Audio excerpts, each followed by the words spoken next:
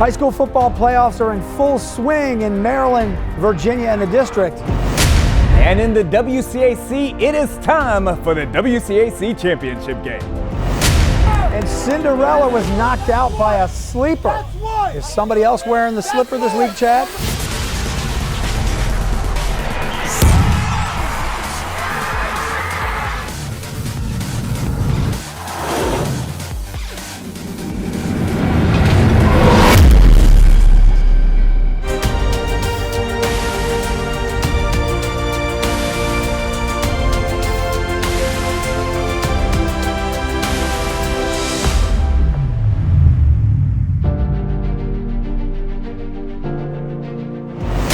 Hey, what's up, everybody? I'm Joe Ball, Chad Ricardo. Welcome to InRide.com's High Def High School, brought to you by Quality Chiropractic. Joe Ball, what is going on with your voice right now? Bro, you sound horrible.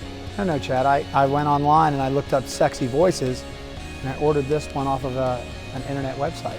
Joe, whatever website you bought that from, send it back ASAP, please. My God. All right, well, hey, you know what? We've got a big show for you today. The WCAC had a big upset. Chad doesn't think it was that big of an upset, but last week I do. I think it was quite an upset, and we're going to talk about that a little bit later in the show. Yeah. But as we've alluded to, last week the playoffs are in full swing. Let's go out to PG County. We finally got a chance to see the Pumas play. Wise hosting the Blair Blazers, who came in 8-2 to this one. Wise is a very proud program. The atmosphere is electric from an hour before the game all the way to the end.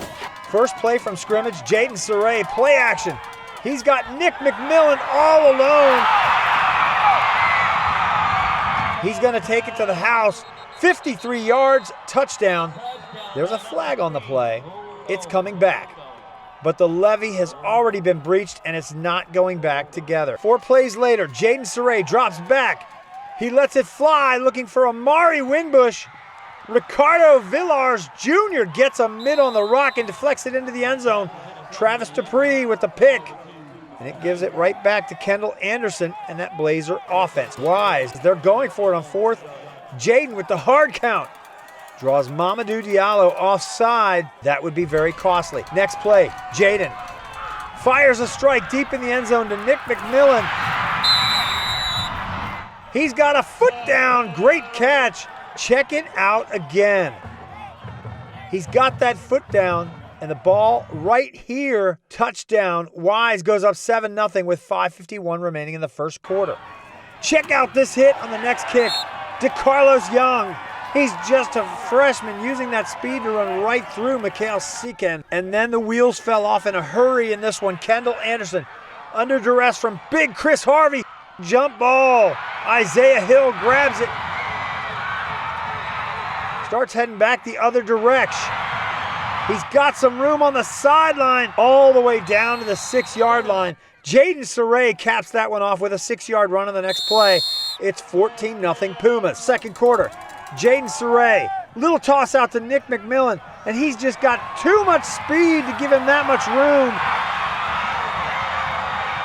He makes it into a 65 yards after the catch scamper en route to a 28-zip lead for the Pumas. The final score was 62-2. Wise rolls on. Now we will get to see some pretty big matchups that we've been waiting for in the state of Maryland. Montgomery County, Germantown, Maryland. We go for a big-time matchup. Northwest playing host to Paint Branch. Arguably the hottest ticket in town. All season long, I've been touting the Panthers, and early on, they backed it up. First quarter, all-world quarterback Octavius Smith calls his own number, hits the sidelines, and you can call him John Deere because my main man is comfortable in green grass. 7-0 Panthers. Northwest wastes no time answering back, though. Do it all, Darius Lawfields breaks him off up the middle, cutting the deficit to 7-6. Now up 9-7, the Jags are on the prowl again. Little guy, big game. Tony Berry sneaks past the pylon for a 17-7 lead. Momentum fully with Northwest, but Paint Branch didn't come this far just to come this far. Jordan Knight finds pay dirt, cutting the score to 17-13. The Jags are rocking the two-quarterback system for the playoffs, and Patrick Doyle fakes out everybody, rocking the baby to sleep for 6. And Doyle, not done yet, showing the versatility of his game, dropping a dime to Pete the Freak Kick Water. That would set up a field goal and a 27-13 Jags lead at the half. New half, same story. D-Lo, Darius Lordfields hits him with a little shimmy before sliding into the end zone. Northwest looking to blow the bricks off of the branch. No quit in this Panthers squad, though. They had a great season, and they're competing until the end. Khalil Radway cuts the score to 33-20, and in desperation, Octavia Smith would connect with Isaiah Russell, but it was too little, too late. Northwest goes on to win 33-26, advancing to the big one next week. A little bit more playoff action coming up straight ahead, including the WCAC Championship game, a rematch of that 2019 tilt. Stay right there. InRide.com's High Def High School. We'll be back right after this. Hold it, partner. You're sitting on a pile of gold. Your car's never been worth more, and we're giving you a way to cash in. At InRide, we buy cars. Problem is, inventory's tough to come by. So now, we're up in the ante. If your car was worth $3,000, we'll give you $5,000. If it was worth $10,000, we'll give you $15,000. We'll even buy at your lease and pay you thousands in cash. You can just take the money and run. And we'll give you the best offer or give you $500. We'll even bring a check right to your door. Cash in your ride with InRide. That felt good. That was a good If one. you've got arms, legs, a back, if you've got a body, period, you're going to need quality care. And the team at Quality Chiropractic treat you like family, and they heal people. I love being here at Dr. D'Amato, the girls in the front desk. They make you feel like family when you come in every time. Healing whole people, not just backs.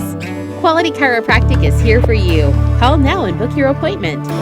Quality Chiropractic, adjusting the quality of your life.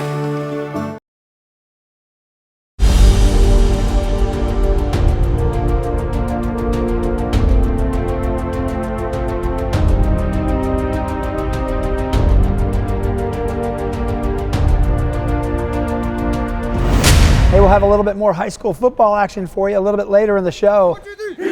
All right, would you send your 16-year-old son halfway across the world to live with a family who doesn't speak his language in a culture he's not familiar with? You remember that? Yeah. You remember how we did? Yeah. We did good. Yeah. Well, this is Ilya Besedin. He's a 16-year-old hockey player from the Ukraine. He is a part of a sort of exchange program with the Potomac Patriots, a hockey club in Prince William County, Virginia that sources a premier and an elite team in the United States Premier Hockey League. They have right around 50 players at any time. 70 to 80% of those are non-Americans. There's a lot of Canadians here. We have Russians, Ukrainians, Swedes, Romanians. There's a lot of kids from a lot of different countries. R.J. Ziegler is the general manager and owner of the Potomac Patriots. From the times I was over in Europe and the countries I was in, I can relate to these kids, especially Ilya coming over by himself. Josh Gratton is the head coach of the junior program with the Patriots. You feel like you're on an island. He's a Canadian-born former NHL hockey player who played for that team up in Philly and also with the Phoenix Coyotes. He had stints in the AHL and spent many years playing in Europe. Ilya lives with a host family, Tom and Claudia Gortfa, in Manassas, Virginia. We really like Ilya. I mean, he fits in really well. He's just fun, and the boys mess with each other. It's cool to live with boys, Josh, because every day I talk with him, just tell some jokes, play pool, play ping pong. You've had to teach Ilya how to play ping pong. Is he any good? No, he's terrible. So you almost have a friend / brother. We still talk all the time, and Ilya's here a lot, so that's nice. And it never hurts to have a hockey rink in the basement. His skill level is over the top for that age right now.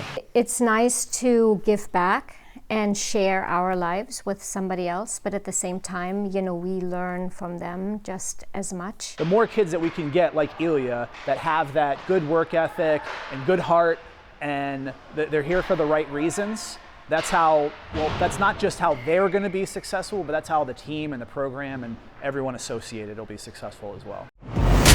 In 2019, a good council in St. John's played one of the most epic WCAC championship games I've ever seen. This week, they're set to do it again. Will this one live up to that billing? Are y'all ready?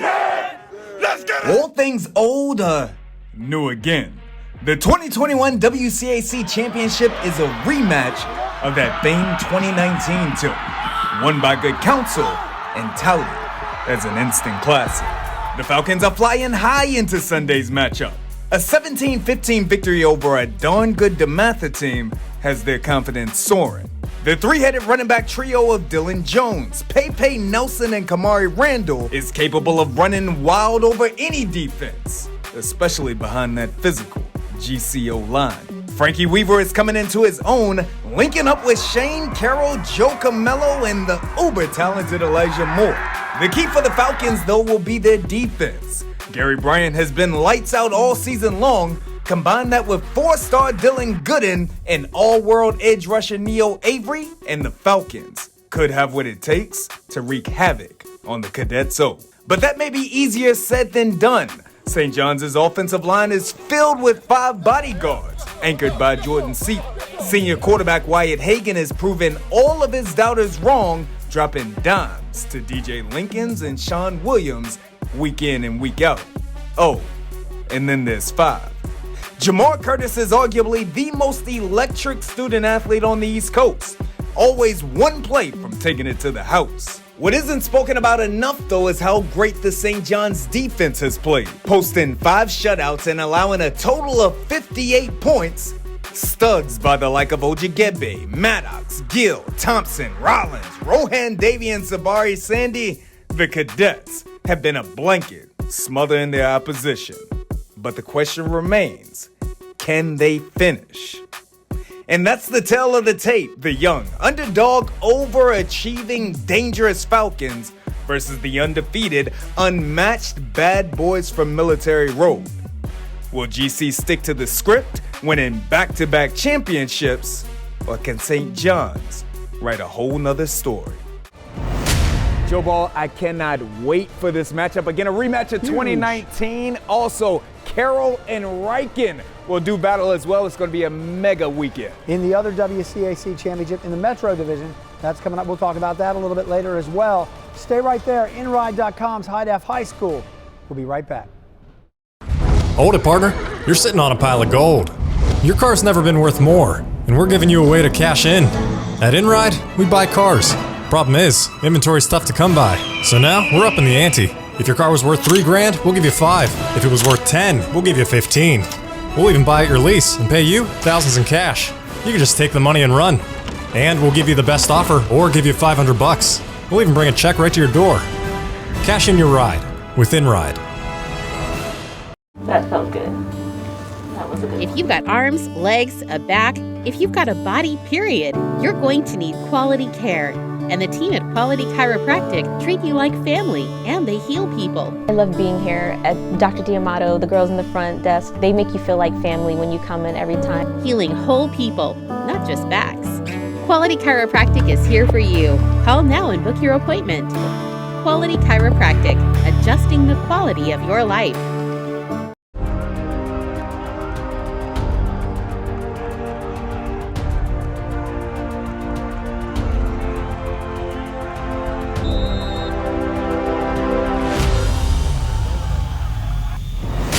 Oh my goodness. Man, I love it. Playoff fields are on. Cannot beat it, bro. Last week was great. Last night was great. Playoffs are in full swing right now. Last night in Fairfax County. This is South County visiting the Robinson Rams. These two played an epic playoff game during the spring. There's no way this one could be better, right? If you run back the tape, one of us chose Robinson to win this one. I ain't saying no names, but his initials were Chad Ricardo. Oh. First quarter, and Will Cohen doing what Will Cohen do, breaking tackles and taking names. Rams off to an early 7-0 lead. Next possession, Jaden Dominguez would have his punt blocked. giving Robinson excellent field position, and Declan Smith knows what to do at excellent field position, bro.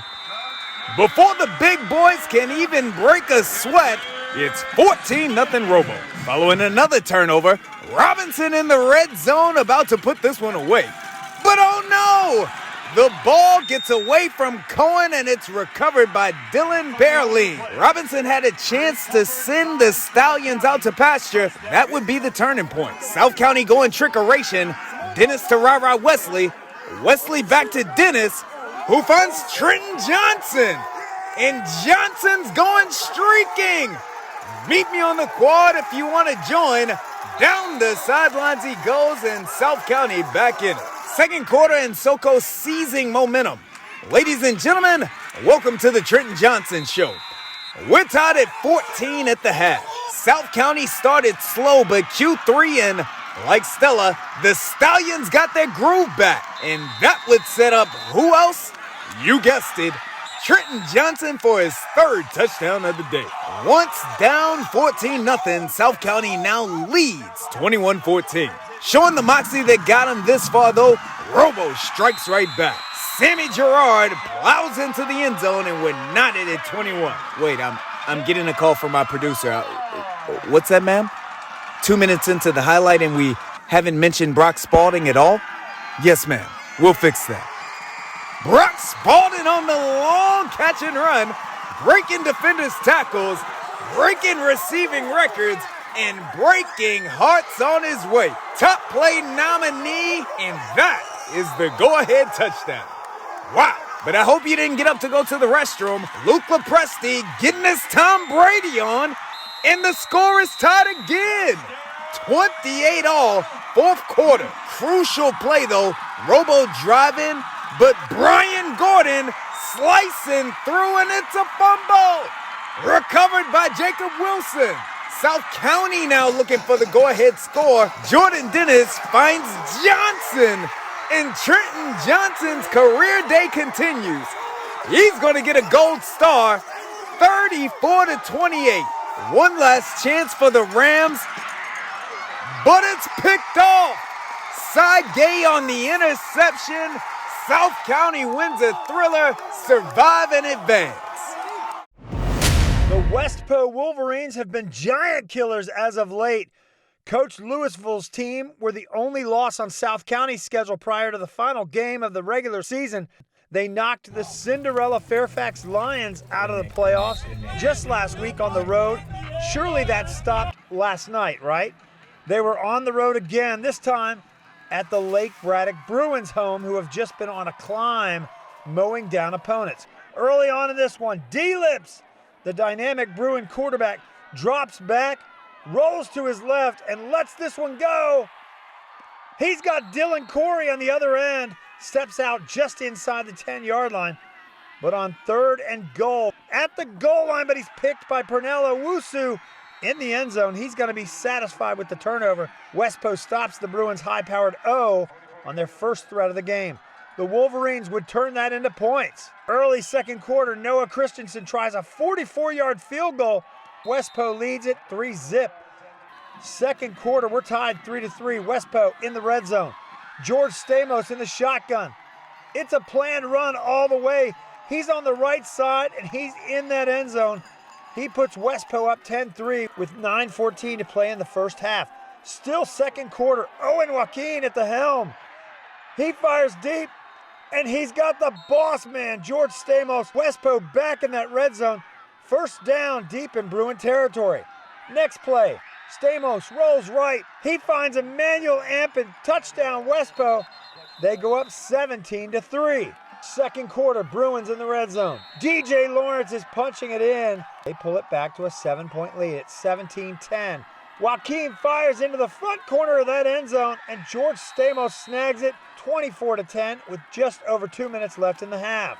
Third quarter now, West Po back in the Bruin red zone again. George Stamos on the RPO. He keeps it, and he's in that end zone. West Po threatening to run away with this one. They are up 31-10. On the following kick, though, Emmanuel Asante. He's making some moves. He's across midfield, all the way down to the West Po 33-yard line, giving Leposki Good field position. He cashes in right away. Very next play, D-Lips over the top to Evan Harrington again. Bruins pulling it to a 2-score game, down just 31-17 at this point. Westpo moving the football. Joaquin is dropping. He's got Emmanuel Ampin. He's in Bruin territory, but he coughs it up. Lake Braddock comes up with a ball, trying to claw their way back into this one, that defense standing tall. We move on to the fourth quarter. D-Lips, he stretches the field, and he's got another touchdown pass. This time it's Jalen Hoffman. Touchdown Lake Braddock. It's 31-24. Late in the game, Westpo with a chance to ice the game and put it out of reach. Noah, though, chips at it, and that doesn't turn out well. The Bruins with another chance. Daniel Leposki rolling to his left, fires it downfield, but he is picked. Evan Wunderlich snags that thing. Westpo finishes off the Bruins 31-24. Hey, you know what? You can check us out every week right here at 11:30 a.m. on 7 News, WJLA, or you can go online to www.highdefhighschool.com or check out our YouTube channel. Just search High Def High, and InRide.com's High Def High School is there every week, and a lot of our great digital content. And you know what? Chad and I want you to interact with us on social media. Love it. We appreciated the fact that we got a little ribbing over some of our picks this week. I was pretty wrong.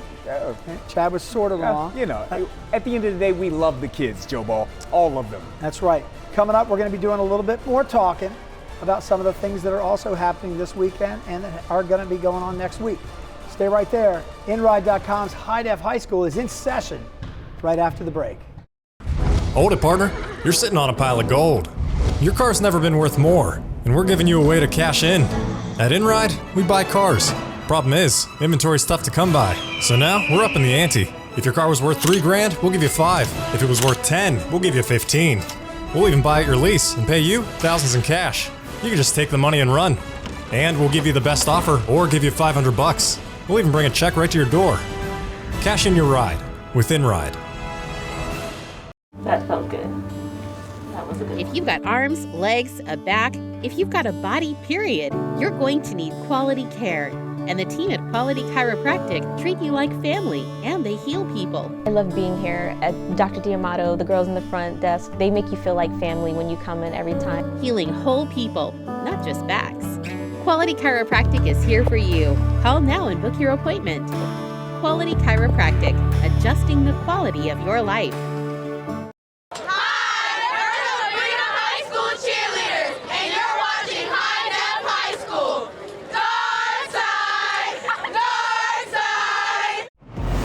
Okay, it's that time of the show. We're going to do a little talking, a little yapping, a little picking, and we're going to be taking sides. Yes. And you know, in the WCAC, there are two big games going on this weekend. That's right. Let's talk about the WCAC Metro Division. Sure. Archbishop Carroll went undefeated this year, 11-0, and they're taking on St. Mary's Riken tomorrow in PG County. Huge game as they do battle with Riken, Joe Ball.